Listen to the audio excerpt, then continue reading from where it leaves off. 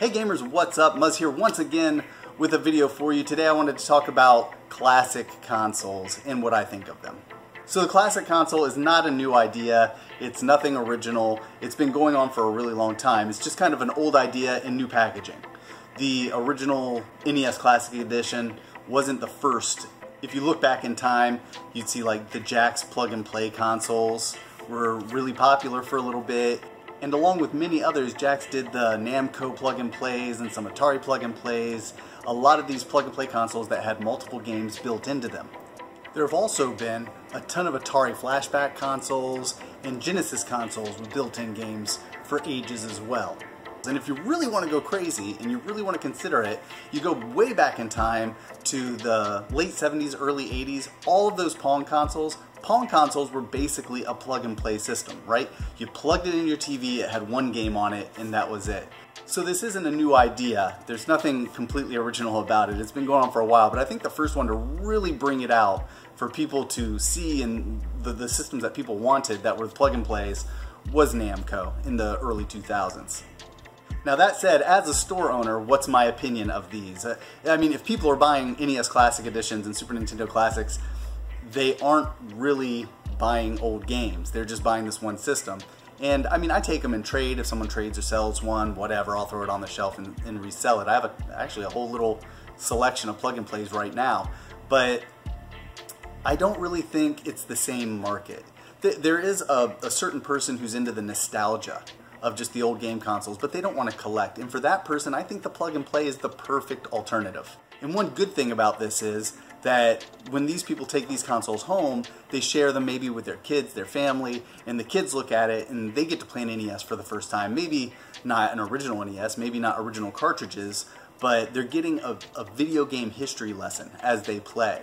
They're looking back in time at what video games were like, and maybe they'll find some interest in that. And it'll lead to maybe a future collector or someone who really shares an interest for that era of gaming. And I think that's really cool. I get young kids in here who are looking for Ataris, 3DOs, Saturn, Sega CDs, you know, all these obsolete consoles that were cool for their time, maybe not well-known one. I had a conversation with a kid not too long ago about the Atari Jaguar.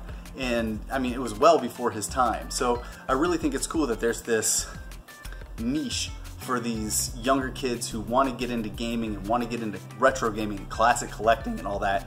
And this is kind of a good doorway for them to get into that. When a parent brings that game system home, or maybe they just see it on the shelf at the store and they say, hey, I want to know what this is all about, and they get into it, it might be that catalyst, that thing that sets them into kind of a whole history of their own in video games, where they're going to look into everything that's happened, you know, going back in time and experiencing what gaming used to be, instead of just living out what gaming is today.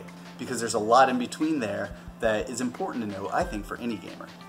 Now, is it for me personally? No, not really. I own an NES Classic and an SNES Classic. I haven't bought a PlayStation Classic Edition yet. And I own them because I want these box consoles next to my original boxes. I think it's just kind of a cool completion of a set that really works for my collection. But when it comes down to it, I own the cartridges. So I don't need these to play. And you can say, well, what about the HDMI and all that? I'll play it on a Retron if I want that. I'm just not that worried about it. But I do think there's a place for it. It may be not in my collection, but I'm a different kind of collector, aren't I? We all are. And we're all going to have our own needs and our own desires in gaming. Some of us want those NES Classic Editions and the PlayStation Classic. They want to break them open and play them and enjoy them. And that's great. You know, maybe you don't have all those games. Maybe you don't have a lot of space and you just want them there for that. That's all perfectly good. I think maybe there's a place for everyone in this type of collecting. And there's no certain or correct way to collect. So if someone wants those, I think they're awesome to have in their collections. And who knows, down the road, some of these may actually be collectible, although they produce large amounts of them now, and I don't know that they're going to go crazy. And they may, in the long run, even affect some of the prices of the games that are on the consoles, keeping them a little bit lower for collectors of physical cartridges to go out and buy them at a more reasonable price. That could be a positive impact that they have on gaming. Who knows? So in the end, I'm really glad these consoles are out there, and I kind of support them, even though they aren't for me. I enjoy having little pieces of video game history out there for people to get into And I think it can only be a positive experience for gamers who want to get into something they never played, or want to play games that they feel nostalgic about, or even for new gamers who maybe don't want to go out and buy those original carts and collect like a lot of us do.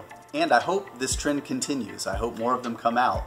We know the PlayStation doesn't seem to be doing as well as I think Sony expected it to. I think a poor choice of games had a hand in that, but who's to say?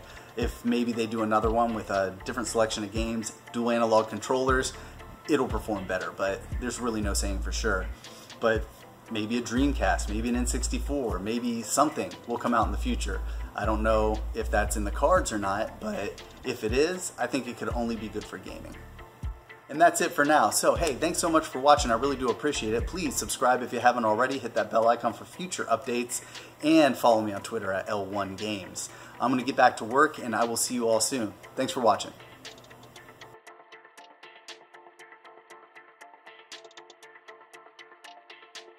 By the way, guys, if you like my Nerd Unity shirt, by all means, feel free to check it out, as well as many other designs of t-shirts, cool nerd gear, and other stuff at shopnerdco.com. And I thought I'd share that with you, so go check it out. Thanks.